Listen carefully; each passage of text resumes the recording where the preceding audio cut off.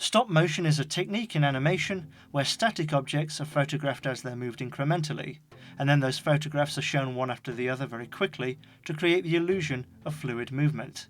You might say that a kind of proto-stop motion is the zoetrope, seen here in The Woman in Black. Creepy eye not included. Now zoetropes aren't stop motion, but they use a very similar principle.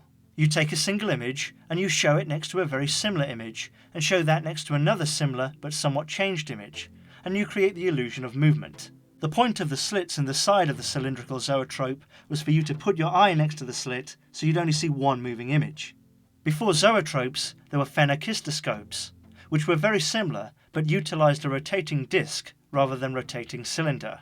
Whereas traditional film uses lots of individual frames for something that actually happened, usually in real time, stop motion uses lots of individual frames for objects that are being, frame by frame, often very painstakingly, manipulated.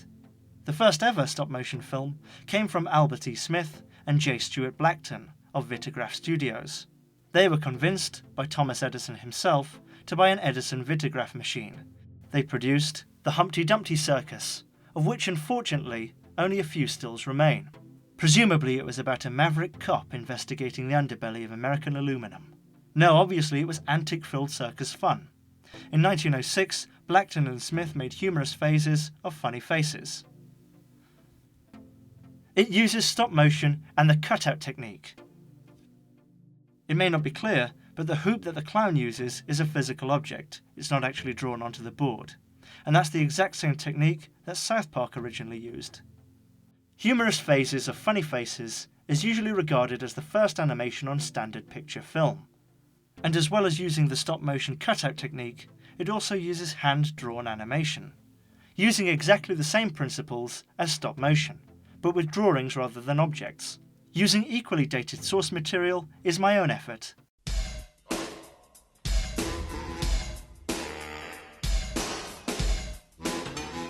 "13 hours well spent." Even in the early days, the principles that would govern stop-motion much later were set. Other important works in the early days of stop-motion were Romeo Bassetti's The Automatic Moving Company from 1912, and the seminal work from Ladislaus Starevich. He created what is often thought to be the first stop-motion puppet, or puppet as we would recognise it, by replacing the legs of dead stag beetles with wire to create a fight between two of the beetles, which he wasn't able to capture normally as the beetles had a bad habit of dying under the studio lights. His film in 1912, The Beautiful LUKANIDA, is credited as being the first film to use stop-motion puppets throughout. Later, after moving to France, Starevich began moving his puppets during film exposure to create a motion blur. The technique is now called go motion, and has been used to eliminate some of the staccato movement created by stop-motion animation.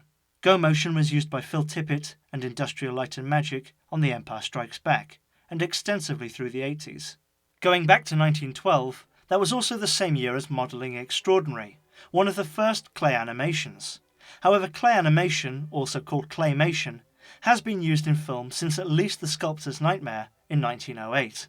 Willis H. O'Brien was pretty important too in the emergence of stop motion.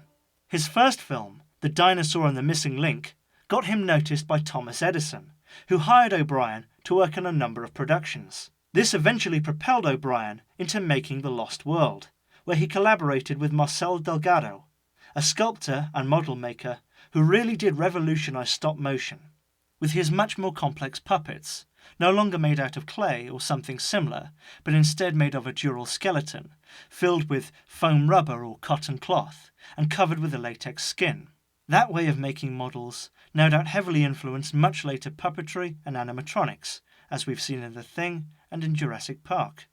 O'Brien and Delgado worked together for much of their careers, and together they produced what might be one of the best known and best realised stop-motion pictures of early film, King Kong. King Kong was groundbreaking at the time for its use of complicated stop-motion with vastly expressive puppets, rear projection, and its blend of stop-motion and live action. They used an 18-inch aluminium, or aluminum if we're going back to what I said earlier, skeleton, and real fur from rabbits for the model of Kong, and a 24-inch model for the famous scene atop the Empire State Building.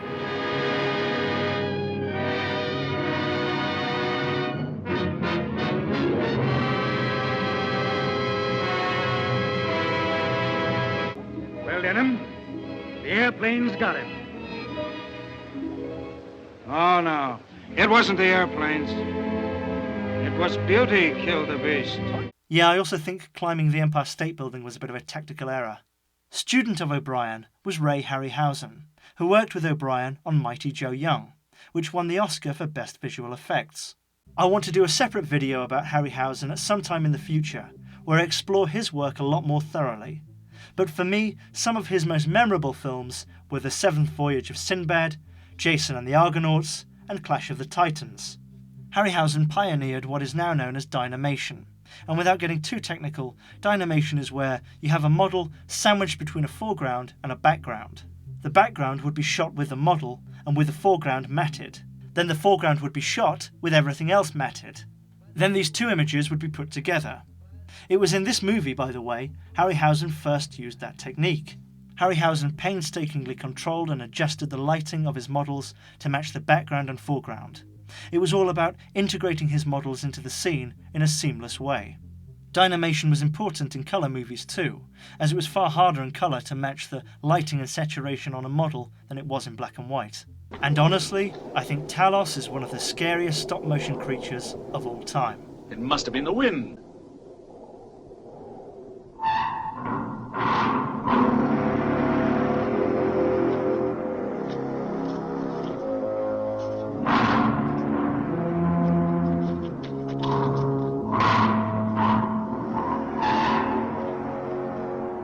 The 70s and 80s were a very good time for stop motion, in a commercial sense. Stop motion was used for special effects, TV series, and for commercials. This was also the time of the emergence of the Key brothers. Timothy and Stephen Key have produced a phenomenal amount of weird and moody work.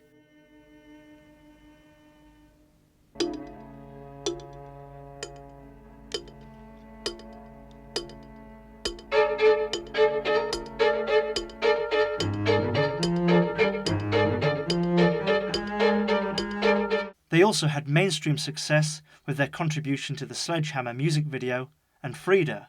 In fact, on Sledgehammer, they worked with Aardman, who would go on to produce Nick Park's Oscar-winning Creature Comforts. And of course, the highly successful Wallace and Gromit series. I don't know, lad. It's like no cheese I've ever tasted. The 90s saw stop motion squeezed out of some of its traditional places, with the advent of CGI and advanced animatronics. But the decade also saw Chicken Run, The Nightmare Before Christmas, The PJs, and many more. Although CGI superseded stop motion in its place providing special effects, with digital technology, stop motion became more accessible and achievable to just about anybody with a camera and a computer. Stop motion can be used to create unique feelings and actions. As renowned Czech animator Jiří Trinka said of his stop motion puppet work, puppet films are truly unlimited in their possibilities. They can express themselves with the greatest force, precisely when the realistic expression of the cinematographic image often faces insurmountable obstacles.